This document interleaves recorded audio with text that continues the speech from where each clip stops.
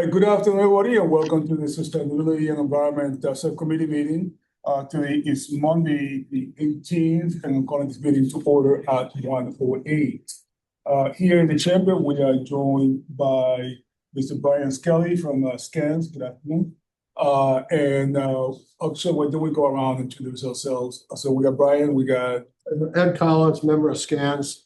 Ed Collins. Thank you, Mr. Collins. And Attorney Ken Shea from the Law Department. all right, thank you, Attorney Shea, for joining us. Remotely, we have Mr. Juan Latore. Juan.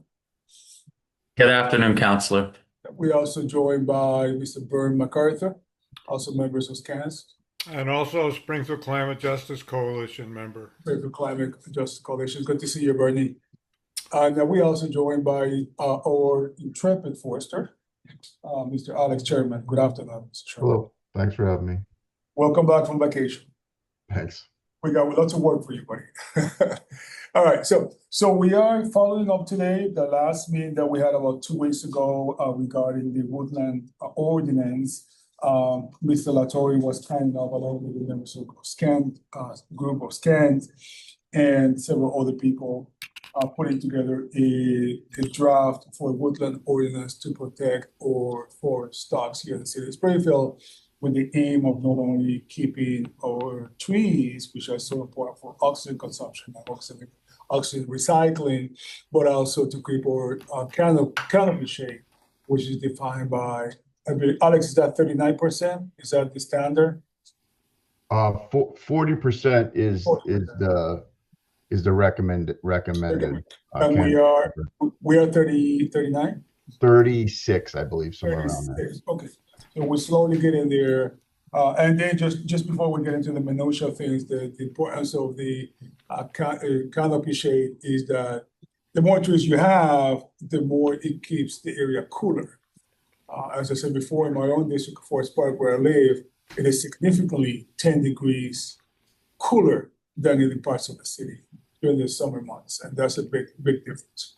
And so we have a lot of development here in the city that is happening. So we want to find a happy medium between responsible development and keeping our resources, our trees, which is so critical for our own survival. So Mr. Latore was going to go back and he was going to make some tweaks as per suggested in the last meeting. So Mr. Latore, if you don't mind, sir, I will turn the floor over to you for an update. Thank you, Counselor Davila. Appreciate it. I have two main updates I'll share on today's call. But first, if I can, through you, Mr. Chairman, a quick anecdote to your point. I had the opportunity to see you and many others on July 4th at Riverfront Park for the 4th of July celebration. And, it was very interesting. You recall it was a pretty hot and humid day. And leaving downtown, we now have with more modern cars the opportunity to kind of monitor temperature as we're driving. And I was speaking with my girlfriend as we were driving up State Street and looking at the temperature. And I said, just watch this as we climb the hill on State Street, drive through Mason Square, and start driving towards 16 acres, where we've talked about previously the tree canopy percentage is significantly greater when compared to the rest of the city. And sure as could be, we saw that 10-degree difference between the time we left downtown to the time we got back to 16 acres outer belt, which, maybe it was a 12, 13-minute drive. And it was, it's something we knew, but it's pretty astonishing when you're watching the temperature change in real time, just as you're driving through the city from an area that has very little tree cover and is well aligned to have, re-radiation of heat from the ground to a more suburban area of the city where there's a lot of tree cover. So just an interesting anecdote that I think underscores the importance of what we're trying to accomplish here. For my first update, Counselor, I'm just going to share my screen, and I do have screen sharing capability. Yes. So let me just hide this on Zoom. And before I continue, could you see my screen okay in the room and those of you participating remotely? Yeah, maybe you could make it perhaps a little bigger, perhaps if you could. Uh, Yeah, how's that's fine. that? That's fine. Okay, great. Can you see it? Ed, can you see it? Yep. Right. Great. Great. So, my intent during this meeting is not necessarily to go through this entire document, and I believe that those of you at City Hall may have this in front of you. I sent it over to Daisy a couple hours ago, but just to refresh everyone's memory, we met previously in June, and Solicitor Bonaconti was in attendance and gave us a lot of great feedback. And one key point he said was it would be easier for the law department to, rather than try to take a ordinance document that Scans had created and attempted to mirror, city law and our, charter and our, the legal language we typically would use in municipal law. He suggested that if Scans put together a summary document that basically explained the vision, the goals, and the hopes of what this ordinance would cover, what would be applicable, and how we would address a number of different scenarios. Um, that document combined with a clear, I'd say, vote of confidence from this committee that the committee shares the view of this document would be all the law department needed to start to draft their own ordinance. And they would take into account this document along with existing local municipal law and the various relevant law that exists either in the state or across the country to put together what I would say is our vision in their words. And then, of course, I'm sure they'd have the opportunity to make any edits that they felt fit to make sure, what was being proposed would be, enforceable and appropriate and takes into account all the different viewpoints. So, before I go into the document, I just want to make sure I explain that and that we've produced this document. It has not been voted upon by this committee. I think it's important that the committee members and all interested counselors have the opportunity to read this. You'll recall, Mr. Chairman, that the solicitor really wanted to hear from the city councilors themselves to say that they endorsed this document before the law department began to commit resources to putting something together. So I'm going to pause there and see if there are any questions. I do have a quick question, actually, if I may. Thank you for the introduction. With regards to the square footage, I'm a little confused here. Are we talking this applies to, and I'm going to read it verbatim. The intent of this ordinance to apply to any buildable or developed lot within the city of Springfield that is 5,000 square feet or more and overlaps or contains woodlands or parts of woodlands totaling at least 4,000 square feet. So am I to understand that a lot that is 5,000 square feet or more, whether it's private or not, this applies? I know there's a section for owner occupied here down the road. Only private. Say that again? Go ahead, Brian. I'm sorry, Counselor. This is an ordinance that only applies to private. It only applies to privately owned because we already have a tree ordinance and that was written up and has been passed into law that covers all public sector trees and significant trees. So this ordinance would be covering would not cover public sector trees or individual significant trees, but it would be covering woodland trees. Yeah, okay. And so, Jay, can you speak to, thank you, Brian, to the 4,000 square feet? That I got to do myself up on that part.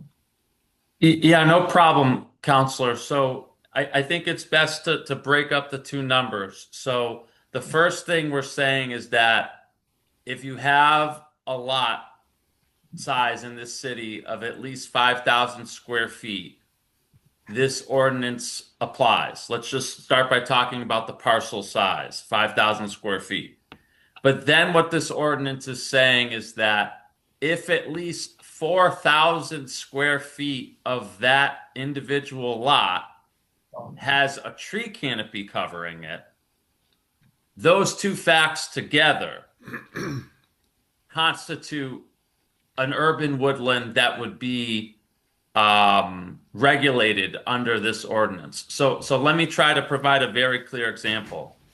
Let's say you had a 5,000 square foot lot and there was only a single tree on that lot, and that single tree had an effective tree canopy of 1,000 square feet. So to use some percentages, a 5,000 square foot lot, one tree, 1,000 square feet of tree canopy. So 20% of the lot has a tree canopy. That type of lot does not fall under the oversight of this ordinance because there aren't enough trees or tree canopy on that lot to constitute an urban woodland. It's just a single tree. Gotcha. Okay. Does that make sense at like a very simple level? Yep, I did. That's clear enough for me. Okay. Okay. Thanks for the question. Anybody has a question? No? Can we move on? Yep. Online, anybody has a question? Vern, Alex? No, I'm okay. All right, go ahead, Jake. Continue. Yep. Great. Thanks, Counselor. So, like we said, what we basically did was we took all of the legal language that we had put together and just organized it into, I would say, summary sections that explain what we're trying to do. So, the first section talks about applicability, which is, what we're just talking about now, the parcel sizes that this would be, that this ordinance would regulate.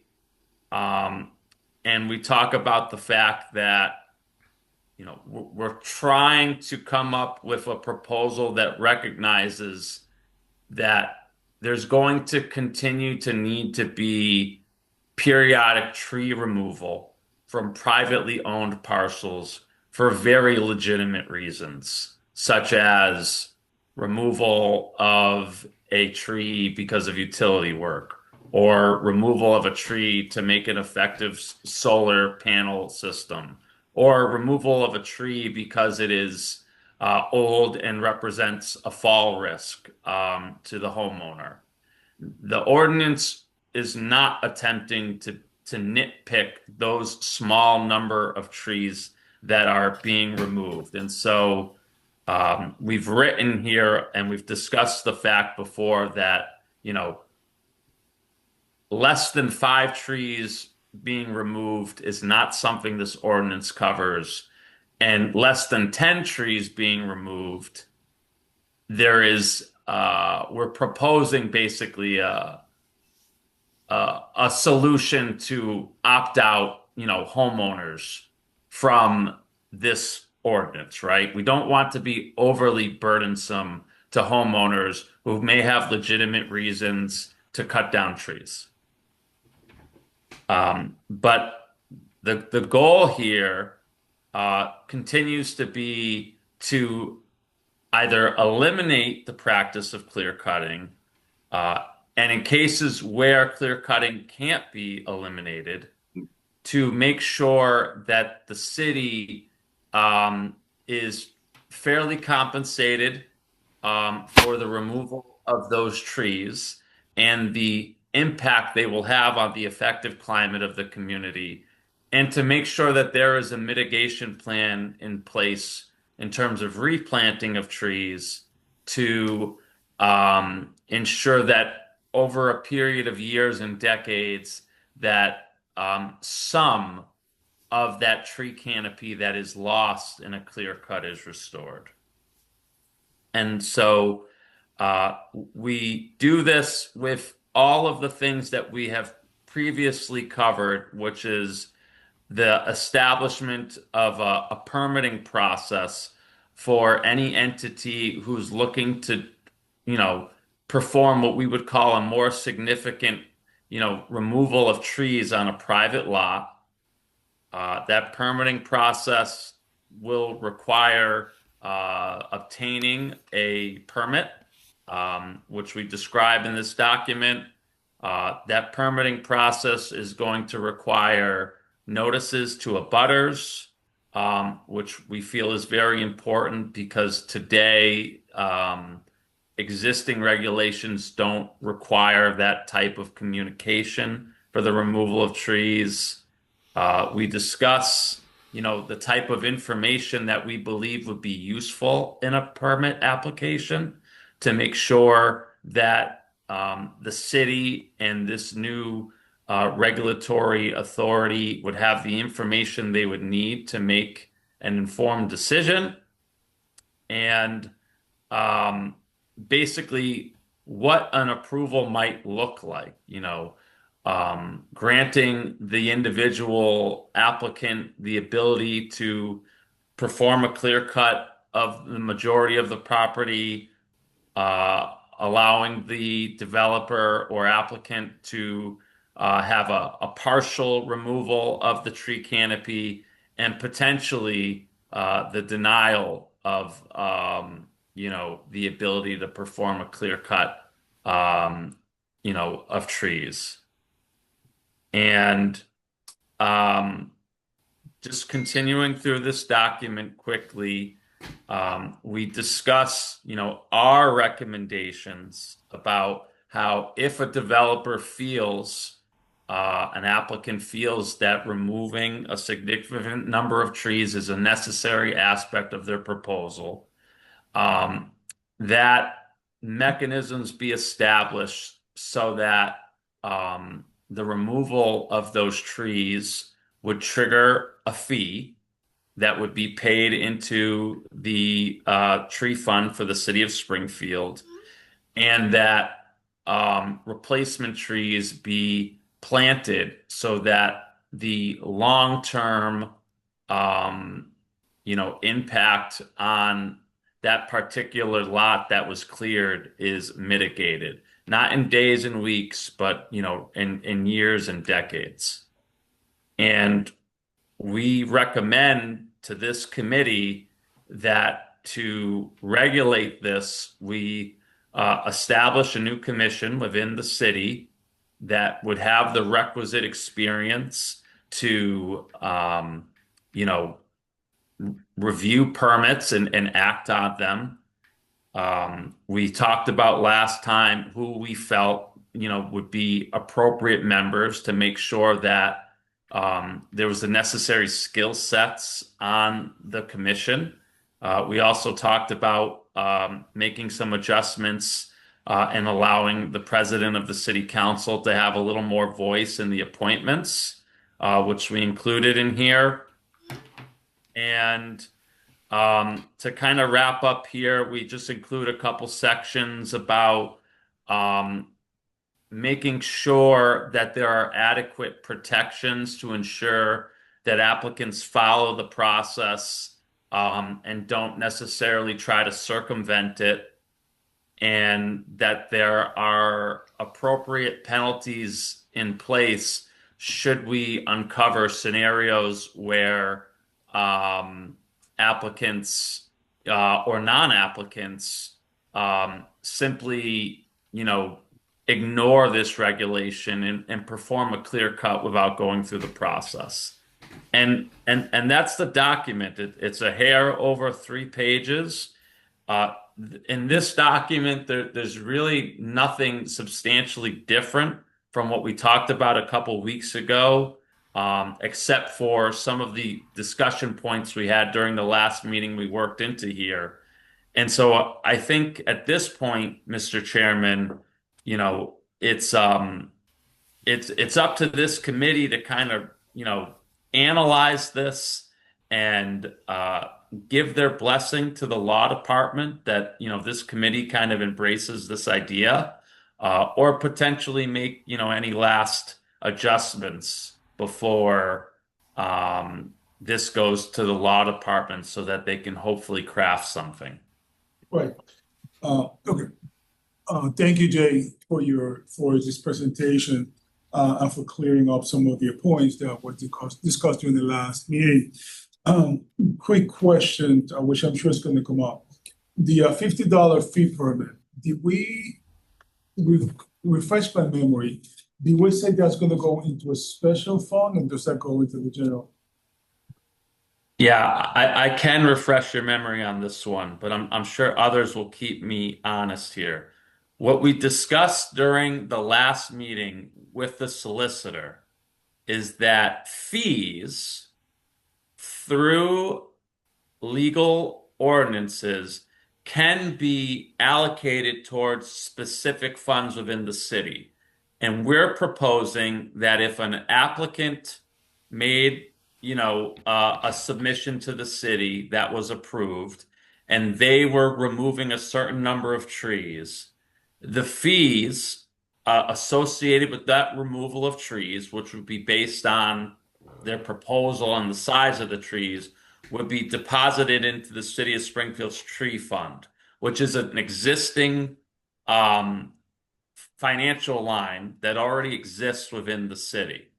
But we also discuss that, I believe per Mass General Law, fines for violations that might occur in violation of this proposed ordinance would go to the general fund for the city, because that's the way Mass General Law requires funds be deposited into, the city's financial system. So let me just summarize this to see if I understand it, Jay. You're saying that any fees that may arise out of this will be deposited into the general fund. However, any fees will be deposited into the tree replacement fund, which already exists in the city. Right. Fees into the tree fund, fines for violations into the general fund. Okay, all right. Thank you, Jay. Well, I open it up. I open the floor up for discussion, thoughts, comments. Who wants to take it first? First jab at this.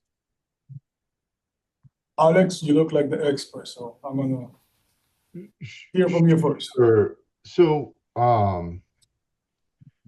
one of the things I was thinking of after our last meeting, that may be sort of a helpful exercise, would to possibly conduct some sort of case study to pick a parcel, see what kind of the process would be, actually calculate out what the cost for these fees would end up being, just so we have a sense of what the financial and other burden may be for a property owner that's trying to comply with this.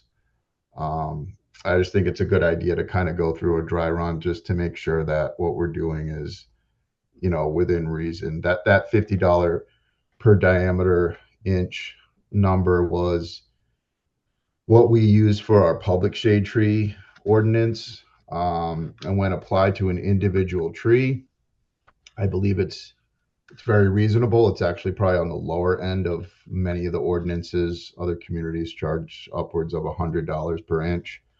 But the point was for it to be not cost prohibitive. We wanted to make sure that it was reasonable and fit, our community. So that applied to a large scale, when you're not talking about one 26-inch tree in front of someone's house that they're trying to put a driveway in, but you're talking about, many trees across a multi-acre property.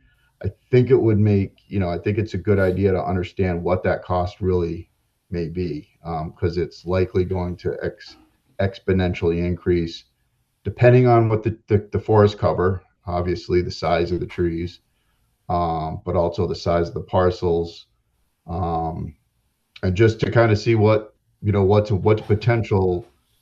a potential fee schedule might be for someone that's trying to comply. All right, thank you, Alex. Any other thoughts? I'm just wondering, who would be equipped to make such study?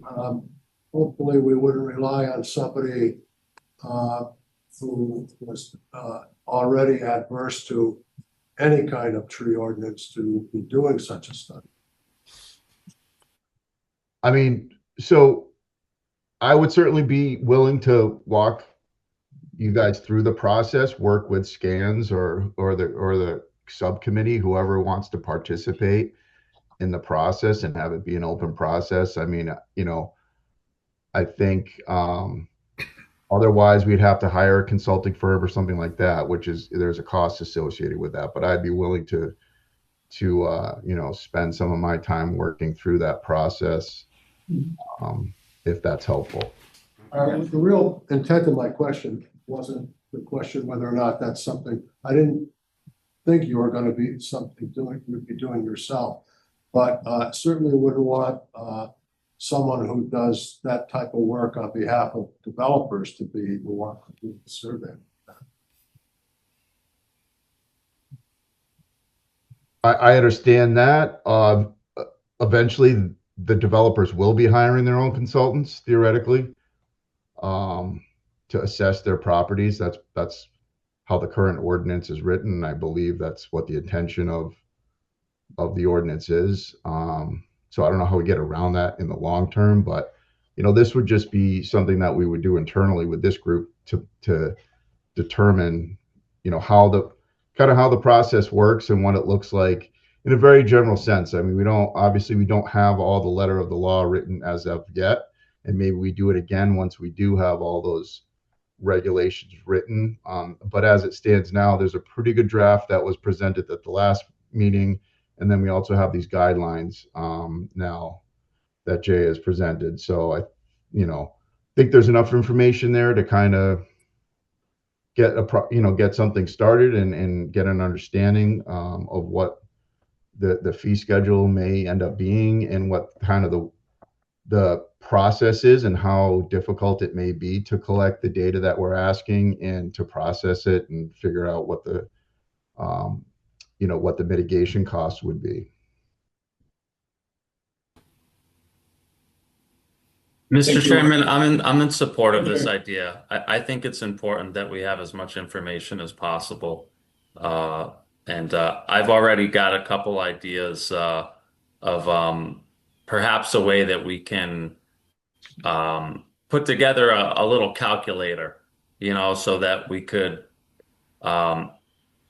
finagle what the fees might potentially look like. Because I believe, Alex, you've said before that, in the absence of performing a full tree survey of a lot, there are some rough standards on, sort of what we would call mature woodlands in a suburban urban city like Springfield that we could say, on average, we would have, this many trees per acre or per, 100 square feet, things like that. I think we could put something together.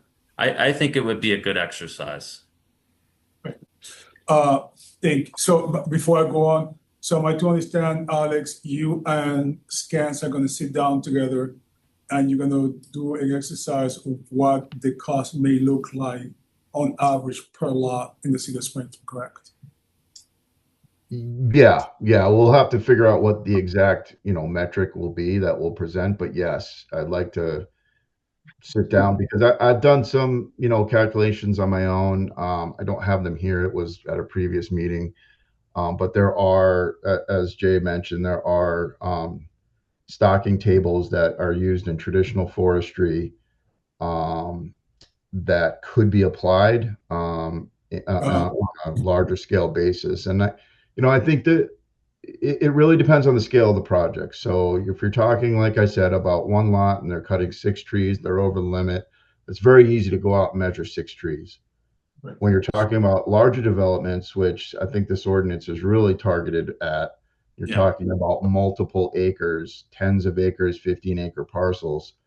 There needs, determining exactly how many 6-inch trees are on that property, their size, type, and then the percentage of those that's going to be removed, and then what that mitigation fee is going to be is a significant task.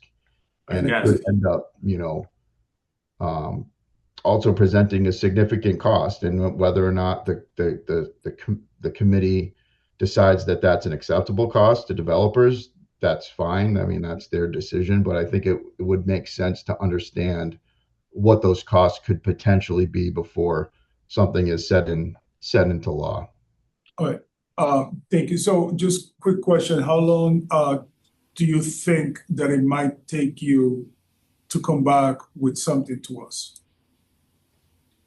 I think if we put our heads together, I don't know if there was a thought about a next meeting for this group, but at least 2 weeks, we could probably put something together. Shouldn't be a problem. So you think in 2 weeks? Yeah, I think we could put something together. Okay, before, Yeah. I'm gonna have Bern follow up Brian. Go ahead, Bern. Yeah, I just want to endorse this idea. I think it's, I think it's a great idea. Things always look a little different when you go out and dry run something and try to do it. So I think that would be a crucial step. Thank you. Thank you, Bern. Brian? I just wanted to also give my support to what Alex is talking about, and also volunteer to be a part of that. I mean, I'm first part of August, I'll be out of town, but other than that, I would love to be a part of this and help put that idea into action. All right, so I guess you guys have your charge, Alex, and Scan work together, try to figure out what this idea of $50 in diameters per, what is it called? The diameter per inch, DBH, Yeah. will cost the average household here in the city of Springfield, to get a rough idea. But I do have a question, Jay, and I can't seem to find it here. I've been looking at it. I know I read it somewhere. The application, once the person gets it, and the plan will have to be approved by an engineer. Is that, did I read that correctly? We did recommend in the initial summary that, the planned removal of trees, should be documented on a formal engineering, drawing that was stamped to signify its authenticity. But certainly, if there were others within the city or this committee that felt that that was overly burdensome, that's something that we could certainly discuss. But I would just say this, Mr. Chairman, the individuals that are working on these large parcels for development and clearing are hiring professional engineers to do their surveying and Right. a lot of other work. You think about utility work and things like that. So it didn't seem inappropriate to make that ask.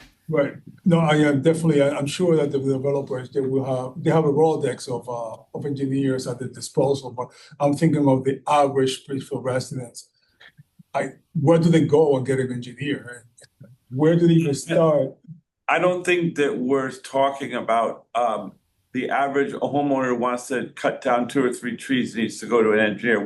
Right now we're talking about the developers that cut down enough trees that really puts this that would put this ordinance to the test, when we have acres and acres of trees, some of which might be 1 or 2 or 3 inches and therefore don't count as trees legally for our purpose. So that's because we're gonna have to find some way to process having acres and acres of trees, the homeowner's not gonna have trouble because they're just, most homeowners are 1, 2, or 3 trees. They don't fall on into this problem. And if they happen to have 6 or 7 trees, usually some of those are below 4 inches even. So it's only the 6-inch trees that we really are protecting when we're talking about this ordinance. And that pretty much, and Alex's concern is mostly, and our concern is mostly, how do we process the fee structure and process the handling of this ordinance when it comes to developers that have multiple acres of woodlands and they want to develop it. I got you. All right, thank you, Brian. Thank you. That was a good Okay. clearing up. Yeah. Thank you. Very well. Anything else? Any other thoughts, comments? Anybody? Yeah, Mr. Chairman, I have just one other update I wanted to share. You'll recall during the last meeting that Council President Whitfield made, I thought, a good suggestion, which was that we really needed to get, the developers to the table with this discussion. The reality is if there's tremendous pushback, it'll make the job of the city council passing this more difficult. And so I started that process today. I had a nice conversation with Tom Bretta, who is a local home developer in the city. And just want to share, we had a brief conversation before the meeting, and I'm going to be following up by sharing with him the summary document. I appreciated his thoughts. He's personally of the opinion that he doesn't know how his work gets done without clear cutting, and so I don't want to say he's in favor or against what we're proposing, but he did communicate to me that in his line of work and what he does, he feels a more effective strategy is to clear cut and then to work with the city forester to come up with I guess you'd call it a mitigation plan. And by that, what I mean is replanting of trees that over time will grow.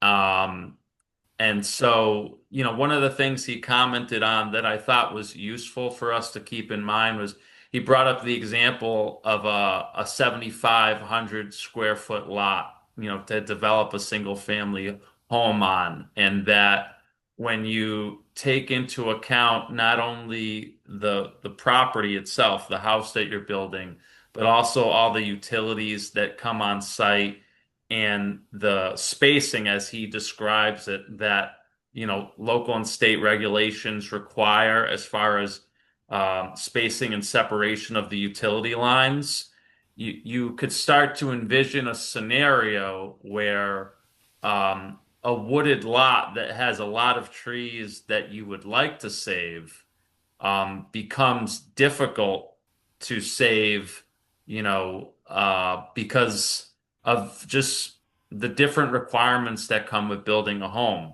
And certainly scans doesn't suggest that we know everything we need to know about home building. So I thought that was important to put out there because we do understand that this will not be effective if we just try to, ram down our vision down the throat of every developer in the city. So I'm going to be working to share some information with him. And I also reached out to Graham's Construction. But I do think it would be helpful, Mr. Chairman, if this committee reached out to an appropriate department within the city to obtain a list of all of the developers in the city. And I'm not sure the best way to do that, if that's by maybe working with someone in the building department or maybe in procurement. But ultimately, I think to be successful, we need to have the diverse viewpoints of the developers. Mr. Bretta, I would say is a fairly large single family home developer, and so is Graham's Construction. but there's also probably developers in the community that, their focus is developing, one house, one lot. And so I just want to make sure that the final product gives everyone an opportunity to have weighed in. I just think it will strengthen the finished product. So that's my recommendation to you, sir. Sure. Brian? Yes, thank you, Jay. Another thing we should consider also is not just the developers and the viewpoints of the developers, but the people who are hired to take down the trees, because when I've spoken to some developers who privately agree that they're not developing as well as they could be by clear cutting, but that it's just the competition demands it. And that, as far as, and so they have an idea, this is what we've always been doing. I wrote a document called, and I passed it out to many of you, and I would like all of you to have it. That's called the preamble of the ordinance and a statement of cause. And it talks about the invention of a machine that changed the way that they got us to start clear cutting in the first place in the 90s. So these guys they haven't been developers.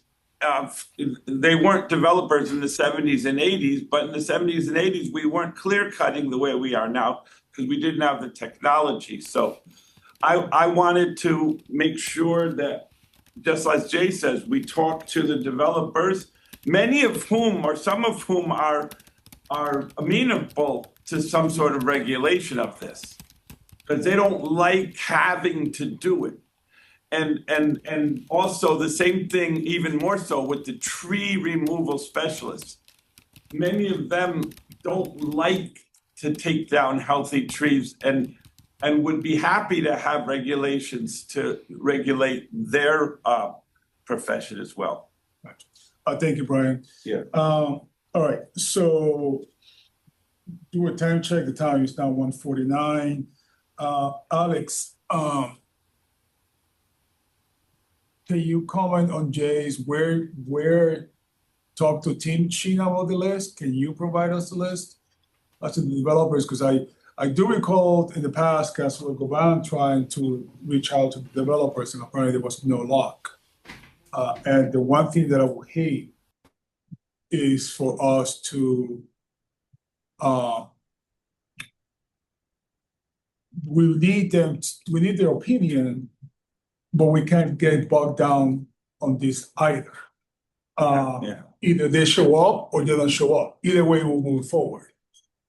And honestly, personally, I'm just gonna rant a little here.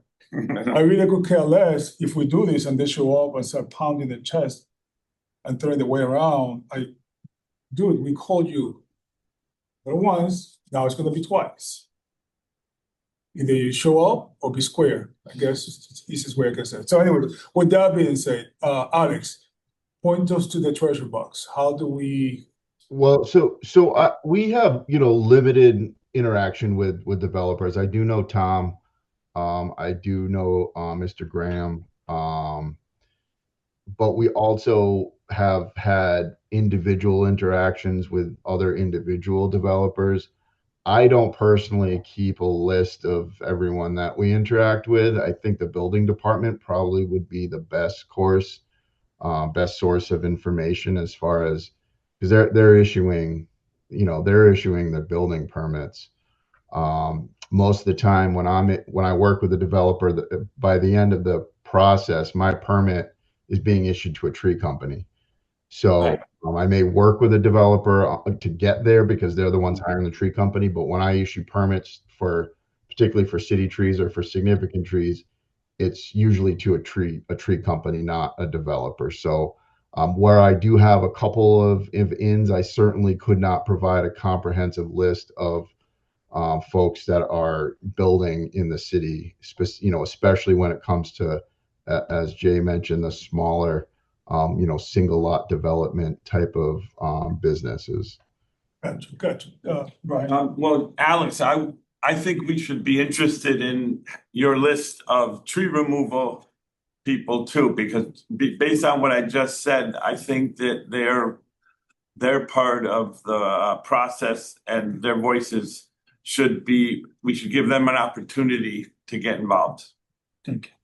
Thank you, Brian. That I could provide. I have not every single company that's working in the city, but I have a pretty comprehensive list of Okay, that would be the very bigger helpful. players and the most, the folks that I interact with the most on permitting issues. So I understand. it'd be a pretty, at least a dozen probably companies that I could put on a list for us to reach out to if that's something that you'd like to do. Yes. Gotcha. Thank you, Alex. And so, all right.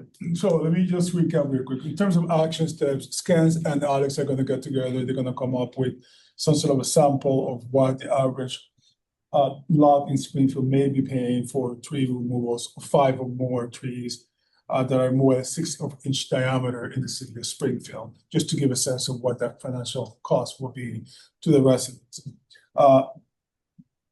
In terms of I will reach out to the appropriate departments to get a list of the developers. And again, if they don't show up, sorry, you're square. So with that being said, I think, Jay, how long you been working on this? Close to 2 years now, right? Yeah, I would say about that, Counselor. Yep. So I think I'm gonna make an executive decision today. You've been working at this 2 years. It's a long time, Jay. And we keep going back and forth, and we want to get something done to protect our trees. So what I'm going to do, I'm going to ask the law department, Ken, if you could for now start drafting something with what we have, okay? And we're gonna go back and look at it, then make a decision later. What I don't want is to come to the end of the year and then make it 3 years that we'll be working on this. We gotta have a resolution on this, either up or down somehow. And so Ken, I know, as Steve told us last time, I know there were some concerns with that idea at the last meeting, but we gotta get something in the books for God's sakes, in my opinion. We gotta get something in the books. And I think that will also force the developers to come to the table once they find out that we're doing something in an ordinance that's been drafted. So I'm not saying that's gonna be it, but I wanna get something going, because I feel like we've been, for the lack of better words, dragging our feet a little bit here, and we gotta get something done with this. Any questions, Ken? No, we can get a draft ordinance. Just a general draft, nothing fancy. Is there anything you want to opine right now? Anything you feel like, anything you think we should know from the law department perspective of what is being presented today? No, I think we've got enough from all the stuff we've been doing to come up with an ordinance. Okay. All right, thank you. Now, so I'm gonna set the next meeting for July 28th. That's 2 weeks, because I really want to hear back what the case study is gonna look like. What's a good time? I'm wide open for you I'm gonna guys. be away at that. You are, okay, all right. You guys wanna do it at 1? You guys wanna do it at 4? Counselor Davila, could I ask you to verify the date? We've been previously meeting on Mondays. You mentioned the 28th, which is a Tuesday. Yeah, on the 27th, we have a subcommittee meetings, a committee meeting. Yeah, I can't do it on, yeah, it's gonna have to be. Okay, all right. I just wanted to make sure I understood the date Yeah. that you were trying to do. Let's see. Alex, you wanna do it in the middle of your lunchtime? Well, whatever works for me, that's fine. I do have a meeting with a state with DCR at 1 o'clock on the 28th.